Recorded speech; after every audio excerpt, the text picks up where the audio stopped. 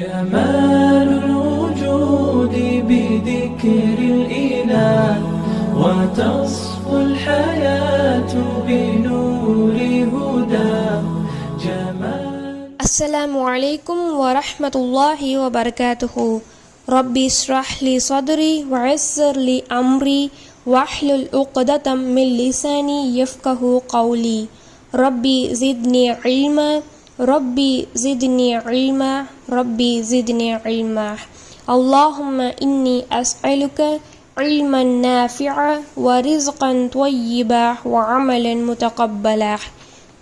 சஹாபிய பெண்மணிகளின் வீரம், தியாகம், பொறுமை இவையின் வழியாக நமக்கான படிப்பினையை நாம் இந்த ரமலானில் பெற்றுக்கொள்வதற்கான வாய்ப்பை அல்லாஹ் நம் அனைவருக்கும் தந்திருக்கின்றான். அல்ஹம்துலில்லாஹ். இன்று நாம் பார்க்க இருக்கும் சஹாபி உம்மு சுலைம் ரதியல்லாஹு அன்ஹ்.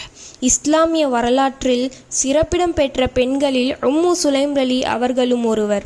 இவர்கள் ஈமானிய உணர்வும் உறுதியும் அறிவும் ஆற்றலும் வீரமும் ஒப்பற்ற ஒழுக்க மாண்புகளுக்கும் ஒருக்கே வாய்க்க பெற்ற அன்னை அவர்கள் ஒரு தாயாகவும் மனைவியாகவும் மட்டும் இல்லாமல் இஸ்லாத்திற்காக போராடும் வீராங்கனையாகவும் திகழ்ந்தார்கள். சஹீஹ் முஸ்லிமில் வரக்கூடிய ஹதீஸ், உஹத் யுத்தத்தின் போது பங்கு கொண்ட 14 பெண்களில் இவரும் ஒருவர். போராளிகளுக்கு உணவு தயாரிப்பது, தண்ணீர் வழங்குவது, காயமானவர்களுக்கு மருந்து போட்டுவிடும் போன்ற பணிகளில் ஈடுபட்டதாக இவர்களது மகன் அனஸ் அலி அவர்கள் அறிவிக்கின்றனர். ஹுனைன் யுத்தத்தின் போது இவர்களது இடுப்பில் கத்தியை வைத்திருந்தார்கள். அப்போது அவர்கள் கர்ப்பிணியாக இருந்தார்கள்.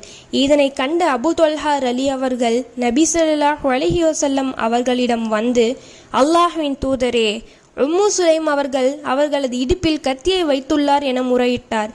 இதனை கேட்ட உம்மு சுலைம், அல்லாஹ்வின் தூதரே, முஷ்ரிக் எவனாவது என்னை நெருங்கினால் அவனது வயிற்றை நான் கிழித்து விடுவேன் என பதிலளித்தார். சிந்தித்து பாருங்கள், இவர்கள் கர்ப்பிணியாக இருந்தும் ஜிஹாதுக்காக புறப்பட்டார்கள் என்றால் நமது நிலை என்ன? இஸ்லாத்தை வளர்ப்பதற்கு நாம் என்ன தியாகம் செய்தோம்?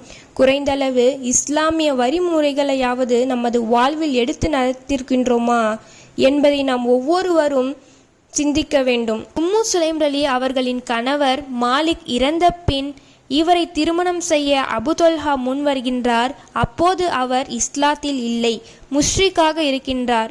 வாழ்க்கை துணை கிடைத்தால் போதும், அது யாராக இருந்தால் என்ன, என்ன மதமாக இருந்தால் என்ன என்று அன்னை அவர்கள் நினைக்கவில்லை. இந்த வாய்ப்பை பயன்படுத்தி தஅவா செய்ய முன் வந்தார். அன்னை அவர்கள் அவரை நோக்கி கூறினார், உங்களுக்கு நன்மையோ தீமையோ சக்தியற்ற இந்த சிலைகளை வணங்குகின்றீரே, இது சரிதானா? உங்களுக்கு ஒரு தச்சன் மரப்பலகையால் ஒரு சிலையை படைத்து தருகின்றான். அதற்கு போய் நீங்கள் வழிபாடு செய்வது அறிவுக்கு பொருத்தமானதா என்று அடுக்கடுக்காக வினாக்களை கேட்க, இந்த கேள்விகளால் தாக்கப்பட்ட அபு தொல்ஹா ரலி உண்மையை உணர்ந்து இஸ்லாத்தில் இணைய சம்பந்தித்தார். இந்த மகிழ்ச்சியில் அன்னை அவர்கள், நீங்கள் இஸ்லாத்தில் இணைந்ததையே நான் மகராக ஏற்றுக்கொள்கின்றேன் என மகிழ்ச்சியுடன் கூறினார். பின்பு இருவருக்கும் அபு உமைர் என்ற ஆண்மகன் பிறக்கின்றது. சிறிது காலம் கடந்த பின் அபு உமைர் அவர்களுக்கு கடுமையான நோயால் பாதிக்கப்படுகின்றார். அப்போது அபு தொல்ஹா அவர் ஊரில் இல்லாத போது அவர் மகன் அபு உமைர் இறந்து விடுகின்றார். இந்த செய்தியை நானாக கூறும் வரை நீங்கள் யாரும் அபு தொல்ஹாவிடம் கூறாதீர்கள் என தன் குடும்பத்தாரிடம் உம்மு சுலைம் ரலி அவர்கள் அறிவிக்கின்றார்கள். பாசத்திற்குரிய தனது மகன் இறந்துவிட்டதை குறித்து அழுது கதறவில்லை, பதற்றத்திற்கோ ஆளாகவில்லை. தம் மகனின் உடலை குளிப்பாட்டி கஃன் துணியால் கட்டி ஒரு வீட்டில் மூலையில் வைத்துவிட்டார். பிறகு தம் கணவர் வந்து செய்தியை கேட்டதுமே அதிர்ச்சியடைந்து விடக்கூடாது என்பதற்காக உம்மு சுலைம் அவர்கள் பொறுமையை மேற்கொள்கின்றார். பிறகு இரவு நேரத்தில் அபு தொல்ஹா ரலி அவர்கள் வீட்டிற்கு வருகின்றார். அவரை முகம் மலர்ச்சியுடன் சிரித்த முகத்தோடு வரவேற்கின்றார். பிறகு உணவு பரிமாறுகின்றார். அவர் நிம்மதியுடன் படுக்க சென்றபோது அவரிடம் கேட்கின்றார், யாராவது ஒரு பொருளை உங்களுக்கு இரவலாக கொடுத்து பிறகு திரும்ப பெற்றுக்கொண்டால் அந்த மனிதரை நீங்கள் வெறுக்க மாட்டீர்கள் தானே என உம்மு சுலைம் கேட்க, அதற்கு அபு தொல்ஹா ரலி அவர் கொடுத்த பொருளை மகிழ்ச்சியுடன் அவரிடம் திரும்பி கொடுக்க வேண்டும். அதேபோல்தான் உங்களுடைய குழந்தையையும் அல்லாஹ் வழங்கிய ஓர் அடைக்கல பொருளாய் இருந்தது.